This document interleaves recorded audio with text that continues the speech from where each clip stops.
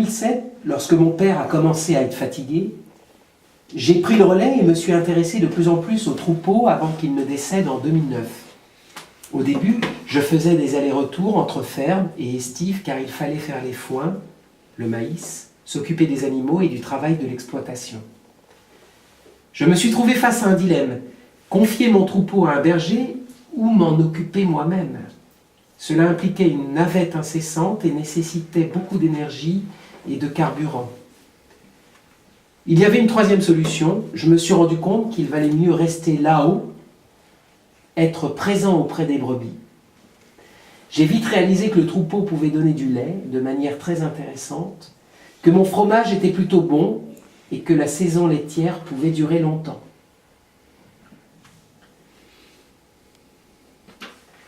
Le pastoralisme est là depuis plusieurs générations.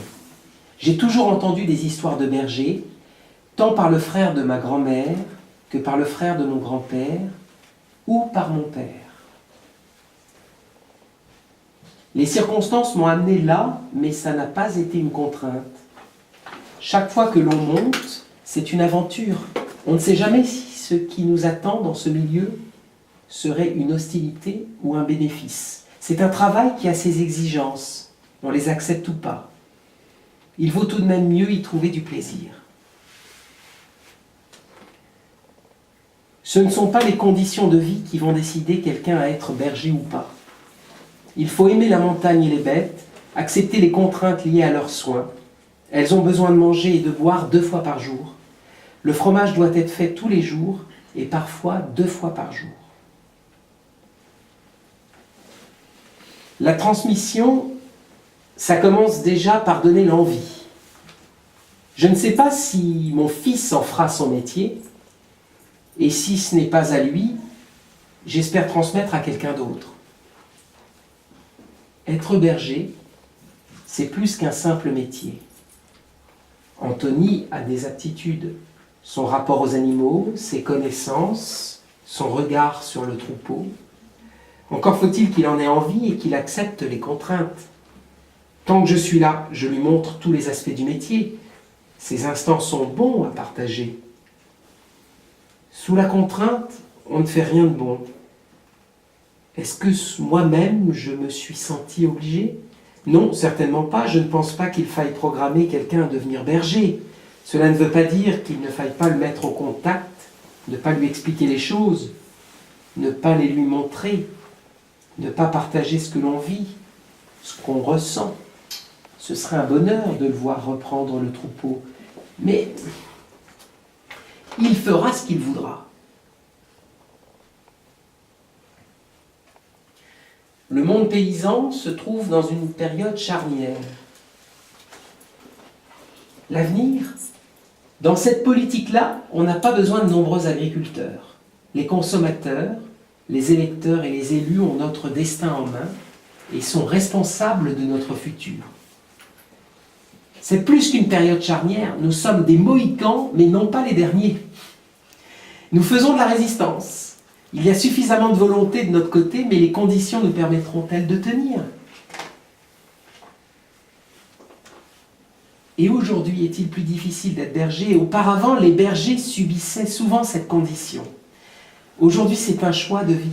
Nous avons une grande richesse en termes de savoir-faire, de territoire, et ces trésors nous permettent de fabriquer des produits d'excellence. Les méthodes traditionnelles et millénaires ont fait leurs preuves. On a tout intérêt à travailler ainsi. Parfois, on se pose la question, est-ce que ça vaut la peine de continuer ? Mais bien sûr, on doit continuer et rester positif. Nos clients, les gens intéressés par nos produits, sont de plus en plus nombreux.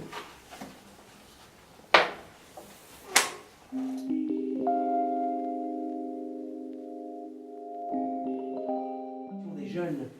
Le jour où il n'y aura plus de bergers dans les montagnes, la broussaille sera partout. Ce sera une situation difficile à contrôler du point de vue des incendies. Grégoire répond à propos du métier, est-ce un métier de liberté ? Le pastoralisme, métier de liberté. C'est un cliché. Même auparavant, le berger n'avait pas la vie facile. Il fallait qu'il monte à pied durant 6 ou 7 heures. Il y avait aussi la corvée de l'eau à aller chercher. Lorsqu'il fait beau, c'est assez tranquille, mais lorsque le temps est mauvais, c'est moins agréable. De nos jours, le travail est devenu plus facile, mais nous travaillons plus, car nous devons faire tourner l'exploitation en bas et également nous occuper du troupeau en montagne.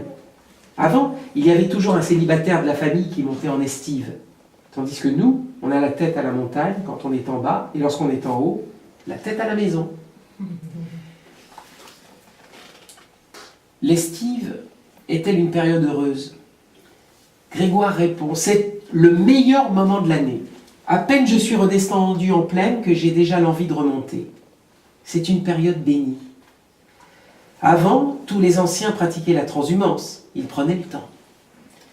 Lorsqu'on passait à pied devant une ferme, on ralentissait le pas, on s'arrêtait pour parler un peu, manger du breuil. C'était de toutes petites choses simples qui donnaient beaucoup de charme à la vie de berger. Maintenant, on voit à peine son voisin. La vie d'autrefois était bien plus dure par certains aspects. Ce métier, je l'adore et n'en changerai pour rien au monde.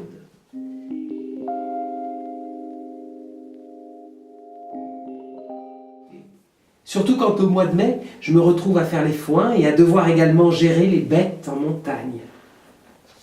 En ce moment, nous coupons les fougères pour la litière des brebis. Les chemins, répond Félix, d'accès et les routes nous ont beaucoup facilité la vie. J'ai connu ce caillolard alors qu'il n'y avait aucun accès. Nous montions tout le matériel à dos d'âne et de la même manière, nous redescendions les fromages. J'avais 20 ans quand on a eu la route ici. Nous commencions à peu près notre métier de berger vers l'âge de 12 ans. Tout d'abord, c'était avec mon frère, puis dès l'âge de 16 ans, j'avais toute la responsabilité d'un vrai berger. Je passais mes étés à la montagne. Aujourd'hui, j'ai 63 ans. J'étais toujours pressé de monter en montagne. Nous attendions avec impatience la date du 10 mai. Une autre date était importante, celle du 22 juillet, date de la Sainte-Madeleine et de la tonte des brebis. Nous les redescendions pour les tondre à la ferme. Cela nous évitait d'avoir à transporter la laine. À cette époque, elle était valorisée et constituait un apport certain d'argent. Nous la revendions à un marchand. La laine noire valait un peu moins cher que la blanche, mais nous trouvions toujours à la vendre. Je me rappelle même avoir vendu la laine 6 francs le kilo. C'était bien payé.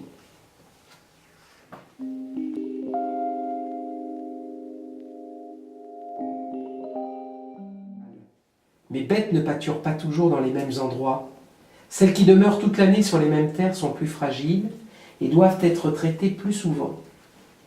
Je traite seulement 2 fois par an, avant de monter en estive et à la descente.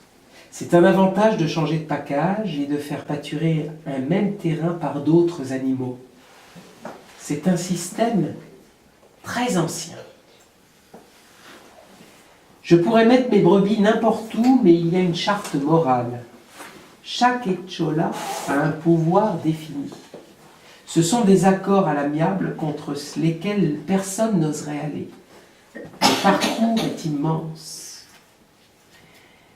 Il faudrait avoir 200 à 250 brebis allaitantes pour que cela soit possible, car le prix que l'on nous propose est si peu rentable que ça n'en vaut pas la peine. Les laiteries achètent le litre de lait entre 1 € et 1,20 €, tout au plus alors que je valorise mon litre de lait à 2 € en fabriquant mon fromage. Aussi, je trouverais dommage que mon lait de très bonne qualité soit mélangé avec du lait de piètre qualité. C'est une question d'éthique. Quand je rentre dans ma bergerie, à 4 heures du matin, je tiens à être heureux d'aller au boulot. Les anciens disent qu'il faut de toutes les mâchoires dans la montagne, des vaches, des juments, des brebis, car toutes ne mangent pas la même herbe. Le plus important dans notre métier est de faire vivre la montagne.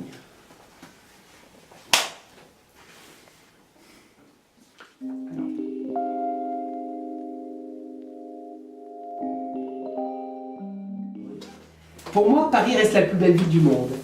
J'avais envie de me couper de certaines contraintes de la société. Je souhaitais être plus autonome, autarcique.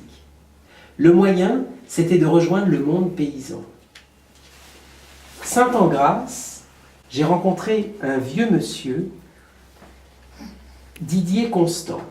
Il avait des brebis dans un très bel endroit à la montagne où j'ai commencé à travailler. Étant âgé, ma présence le soulageait, il m'a accueilli et a vraiment été très très gentil. Il m'a confié son troupeau. Tout est allé très vite. En mars 2009, j'ai cessé mes activités sur Paris, j'y suis resté encore quelques mois.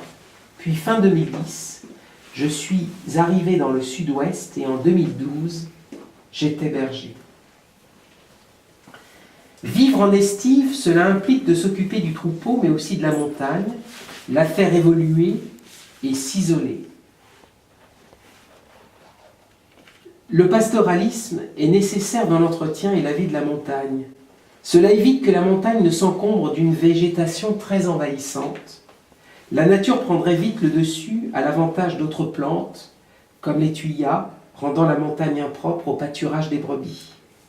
Avant que je ne vienne, il y a 3 ans, cette montagne n'avait pas été pâturée depuis 1998. 14 années sans berger et sans troupeau. Les thuyas avaient envahi tous les flancs de la montagne. Tout était jaune. Quand je suis arrivé avec mon troupeau, les brebis qui disposaient de peu à manger avaient beaucoup maigri et souffraient de croûtes sur le museau à force de se frotter assez piquant. Il a fallu nettoyer par écobuage et gérer le temps de pâture. Sur le domaine qui m'incombe, j'ai déterminé 5 parcours sur lesquels je fais des rotations pour que l'ensemble de la zone soit pâturé. Ces gestes ancestraux, comme le simple fait de faire du fromage, se perdent. Il y a de moins en moins d'éleveurs ou de bergers qui traient en montagne et font du fromage. En bas, nombreux sont ceux qui vendent le lait aux laiteries, tarissent les brebis, puis montent le troupeau en montagne. La perte se fait au niveau des gestes, du matériel, des traditions, au niveau de la connaissance du lieu, du procédé pour élaborer du fromage en montagne, sans machine, de l'adaptation au climat, à l'altitude. Quelques résistants perpétuent les gestes de la manière la plus traditionnelle avec des moules en bois, gachtanachala, installés sur un plateau de bois, zortzia, et percent le fromage avec des aiguilles, zispisia. Quelques familles conservent encore ce savoir-faire. Félix Bassader fait encore chauffer son lait au feu de bois, ce qui en France est aujourd'hui exceptionnel. On note une différence de goût lorsqu'un fromage est fait en montagne ou à la ferme, lorsqu'il est fait avec les méthodes les plus anciennes.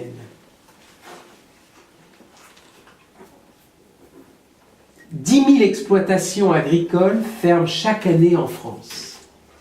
Ici, le droit d'aînesse est toujours très fort.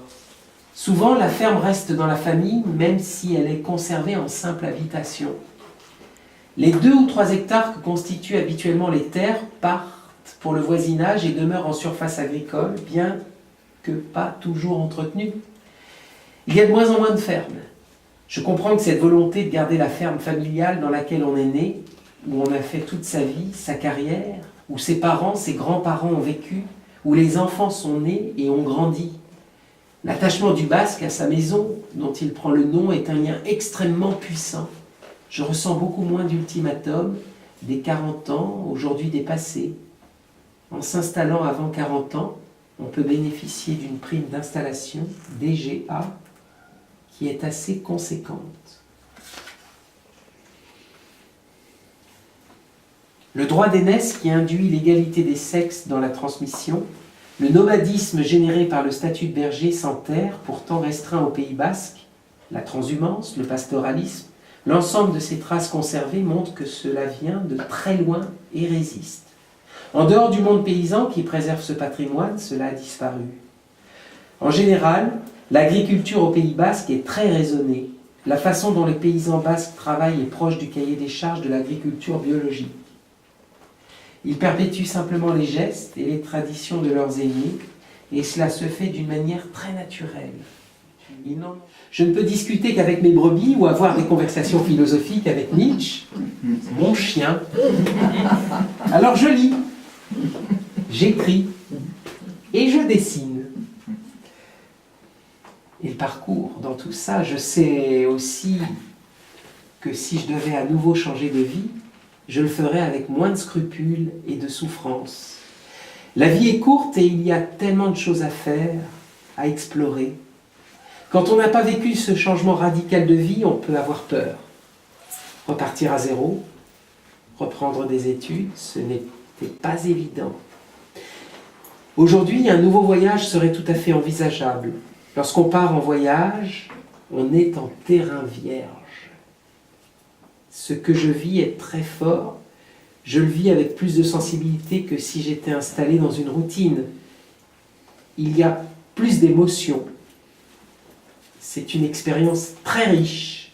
Un voyage où je m'isole pour faire le tour de moi-même. Ce sont de longs moments de solitude. On apprend à se connaître. On a un rapport différent avec le temps et l'espace. C'est très enrichissant. J'ai toujours aimé les voyages et me perdre dans les déserts. J'aime cette tranquillité, cette sérénité. Il y a une liberté dans le temps qui est extraordinaire. Quand tu as des messages à faire passer, si les gens ne sont pas bien dans leur vie, il faut qu'ils sachent qu'en changer est possible. On appréhende cela, ça paraît immense, insurmontable, mais il faut franchir le pas. Il ne faut pas se mettre trop de contraintes. Il faut vivre et être heureux. La vie est beaucoup, beaucoup, beaucoup trop courte.